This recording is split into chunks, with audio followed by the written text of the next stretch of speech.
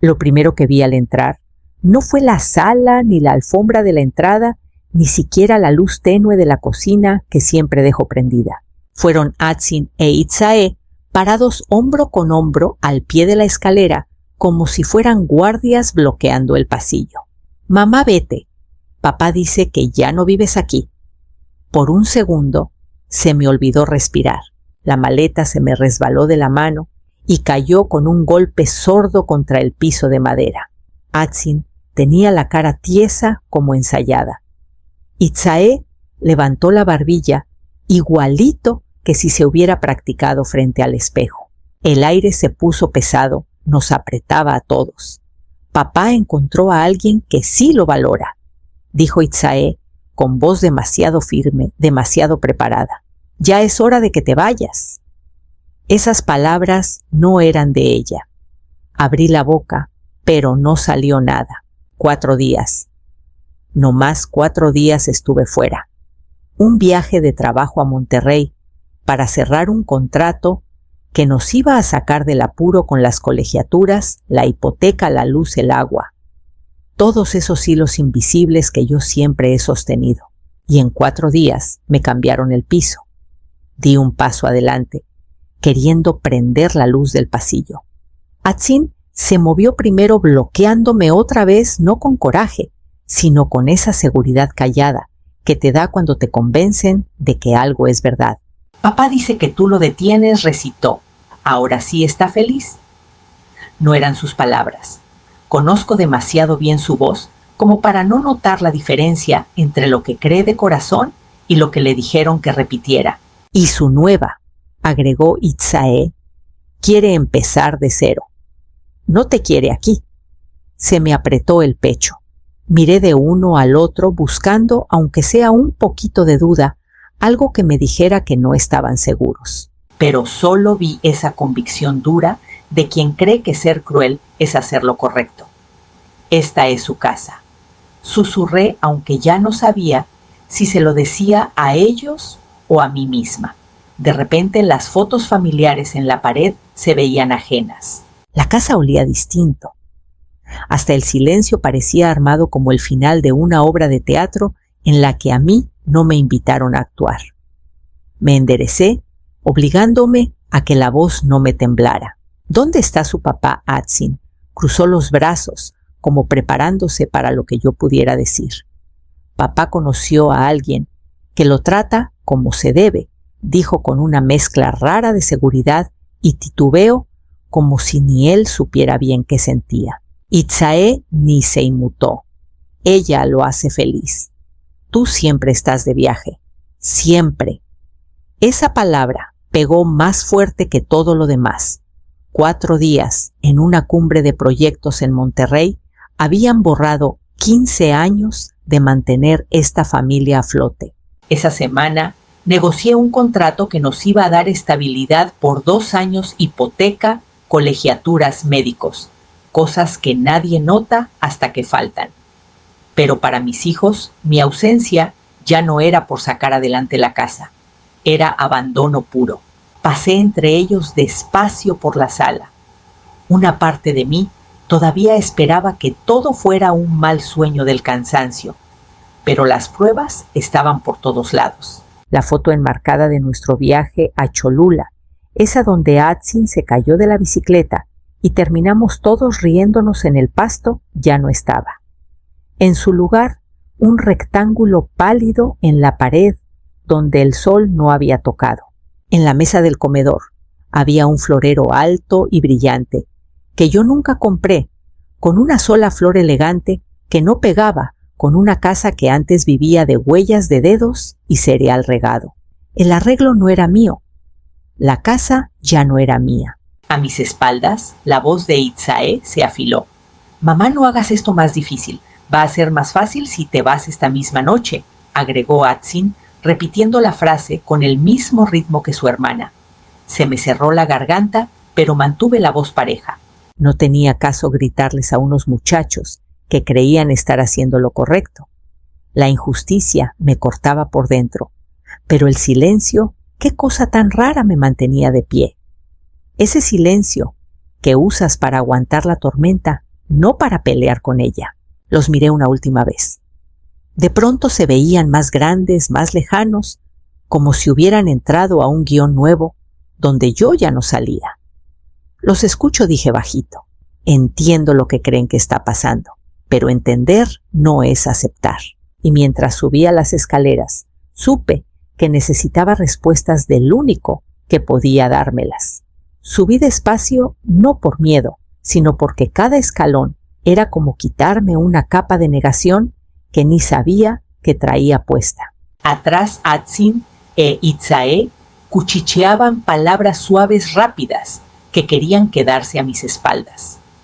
El sonido me seguía como corriente de aire, pero no volteé. Ya sabía qué me esperaba arriba. La puerta del cuarto estaba entreabierta lo suficiente para que se colara un hilo de luz. La empujé suave, como si no la asustaba el cuarto pudiera cambiar. Pero la realidad no se ablanda. Evaristo estaba en nuestra cama con otra mujer.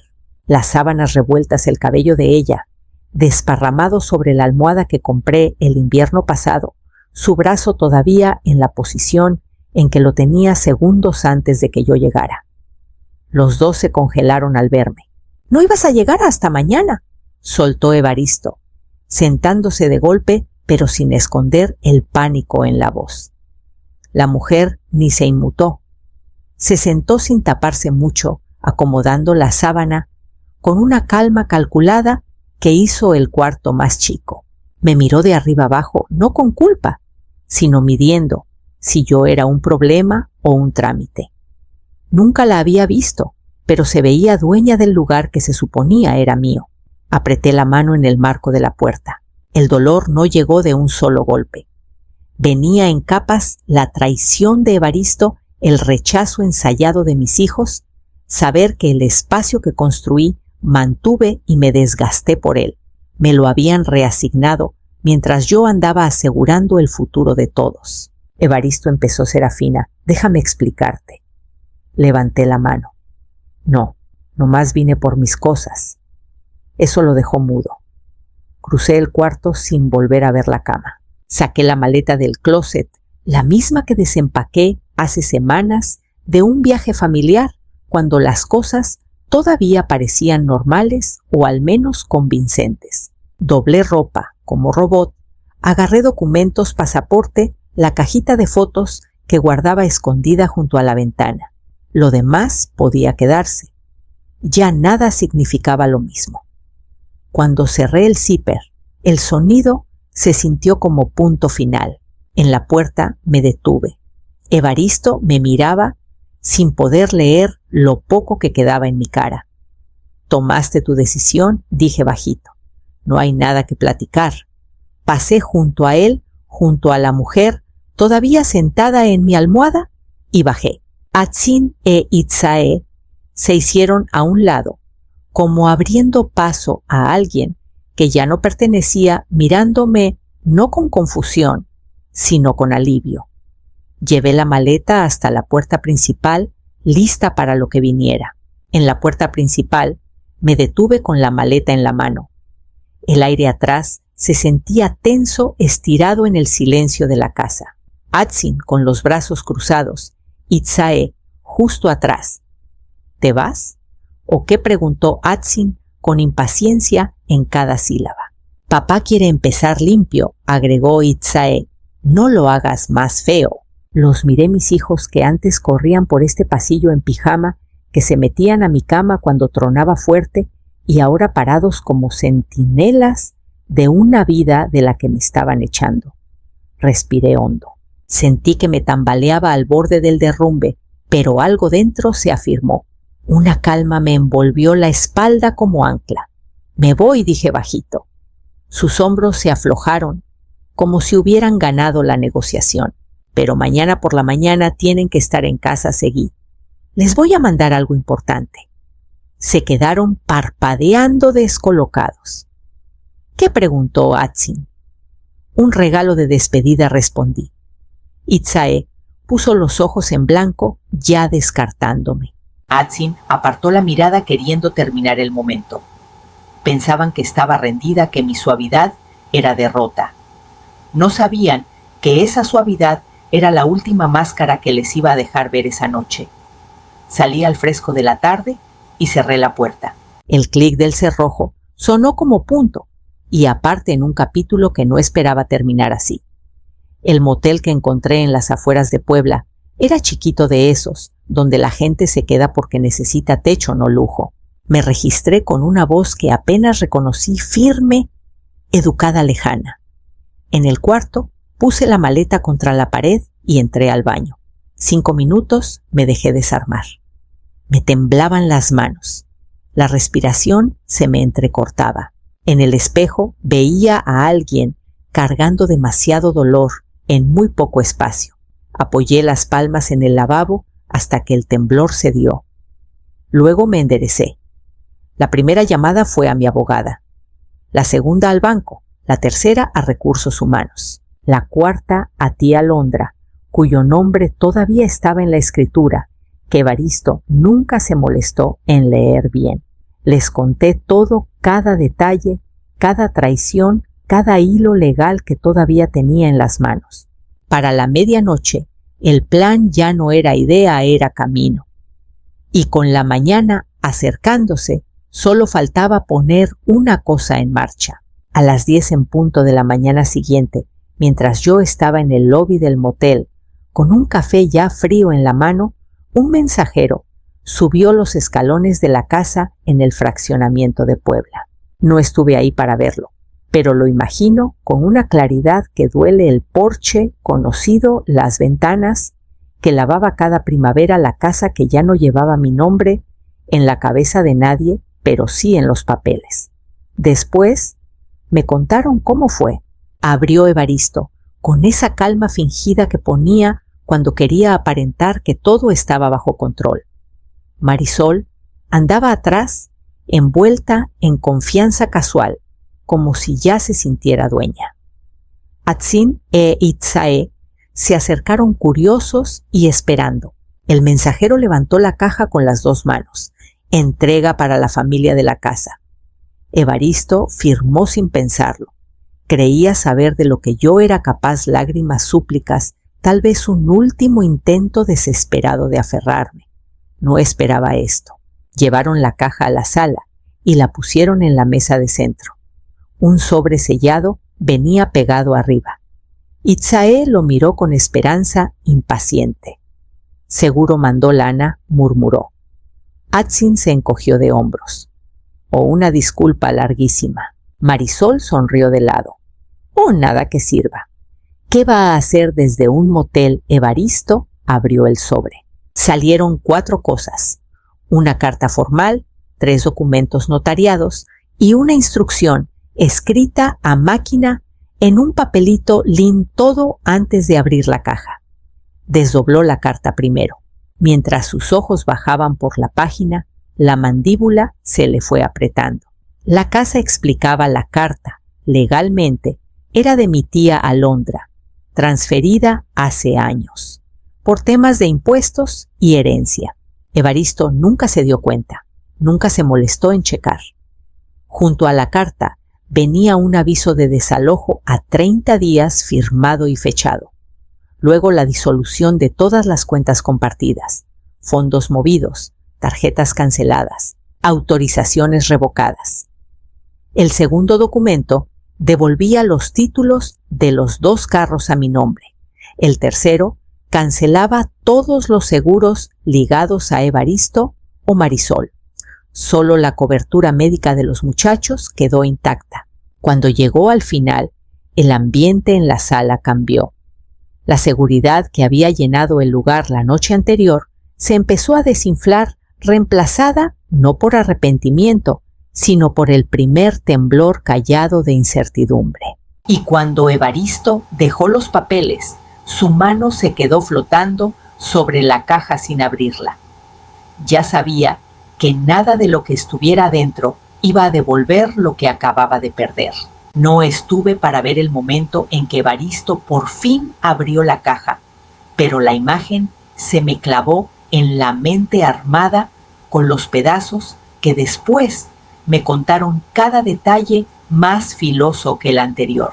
Se sentó al borde del sofá, mandíbula tensa, dedos clavados en la cinta de empaque, como preparándose para lo que fuera a encontrar. Cuando levantó las tapas, el silencio llenó la sala. Adentro estaban las partes de sus vidas que creían escondidas, impresiones de mensajes entre Evaristo y Marisol, fotos tomadas los días que yo estuve en Monterrey, y cadenas largas explicando cómo sacarme de mi propia casa sin que se notara mucho. Atzin se asomó primero. Se le fue el color de la cara. Itzae vino después, su seguridad tambaleándose al reconocer el nombre de su papá en cada mensaje. Evaristo levantó un montón de hojas. La primera era un mensaje que mandó hace 2 semanas. Marisol, en cuanto Serafina firme el refinanciamiento, vamos a tener acceso a todo. Atzin soltó un jadeo corto. Itzae miró a su papá con una rigidez que nunca le había visto. Evaristo pasó a otra página. Los muchachos ya creen que no le importan. Solo refuérzalo. Para el verano ya estará fuera. Las palabras pegaron como golpe que ninguno de los dos esperaba. Habían creído que actuaban por verdad, que elegían al papá que más los necesitaba. En cambio, vieron lo fácil que los habían usado en un plan por conveniencia. Más hojas, capturas de Marisol, explicando cómo pintar mis viajes de trabajo como desinterés, cómo decir ciertas frases para que sonaran naturales, cómo empujarme emocionalmente sin parecer mala. ¿Nos usó?, susurró Itzae. Tú nos usaste. Evaristo negó rápido. No, Itzae, escúchame esto, no es lo que parece. Pero su voz salió delgada, quebradiza, como si él mismo oyera lo inútil de defenderse. Atzin dio un paso atrás. La sala, que antes estaba armada en certeza, ahora se inclinaba hacia algo crudo y desconocido.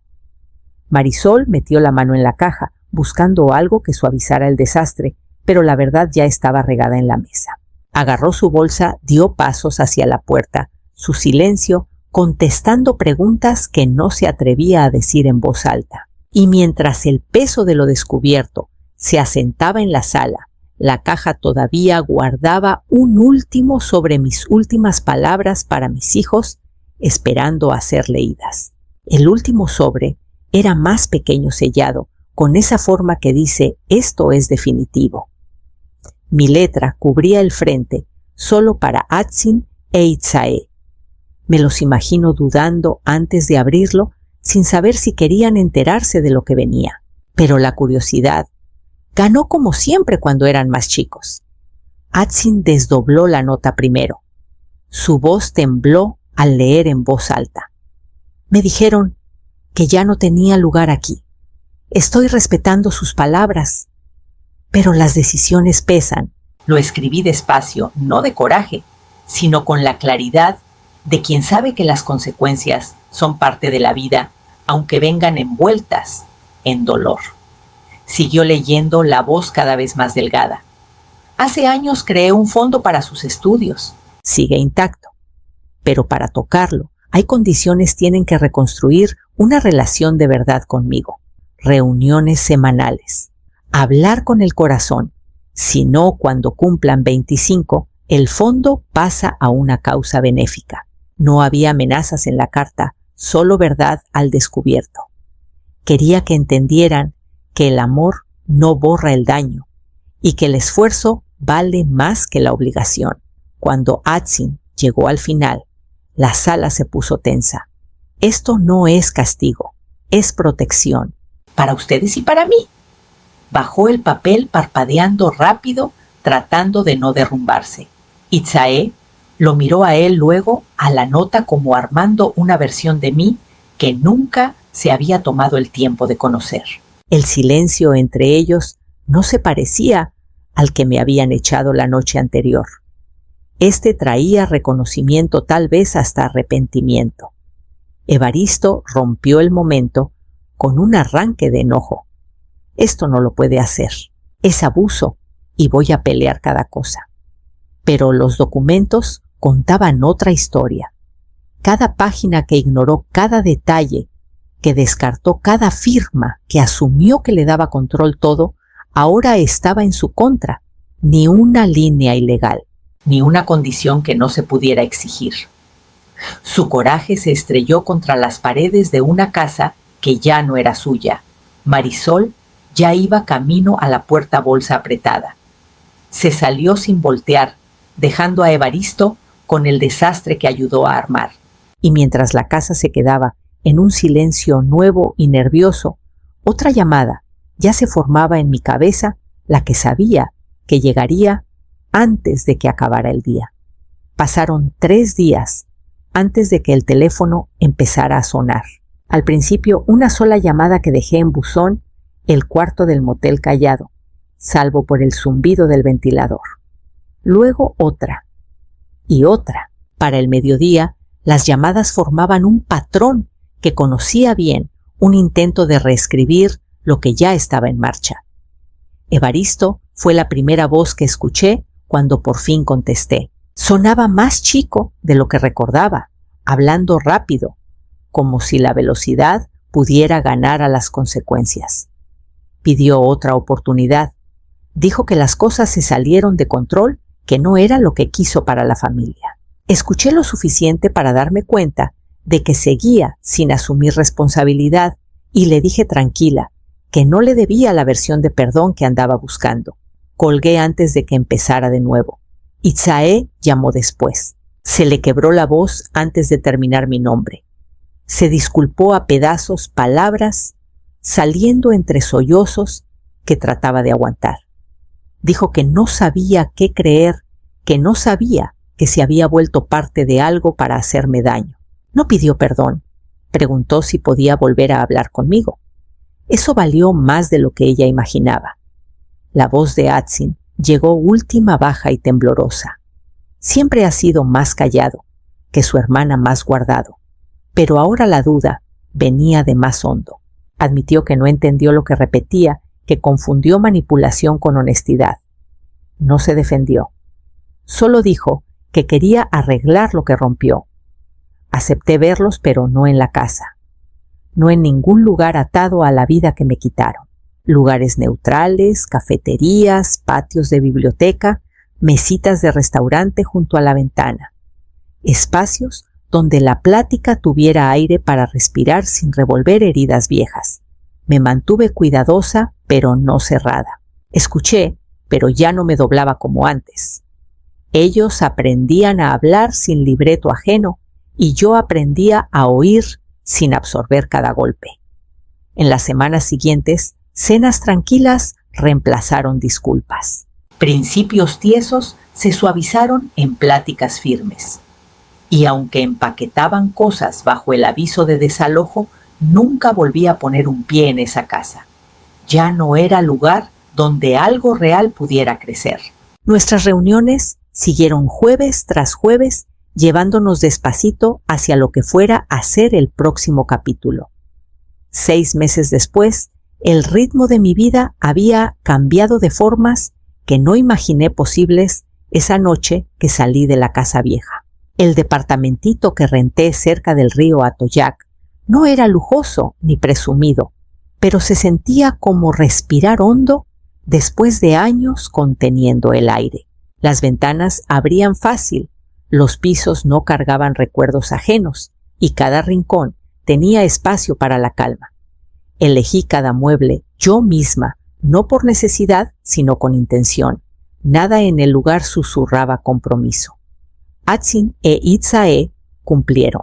Cada jueves por la tarde lloviera o tronara, llegaban a mi puerta. Al principio entraban dudosos, sin saber cuánto espacio ocupar o cuánto decir. Pero con el tiempo, sus voces cambiaron.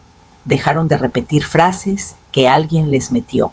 Empezaron a preguntar de verdad sobre mi trabajo, mis días, los proyectos nuevos, hasta los libros regados en la mesa. Se disculparon otra vez, no por obligación, sino por claridad. Los 3 armamos algo nuevo, más lento y más sólido que lo que hubo antes.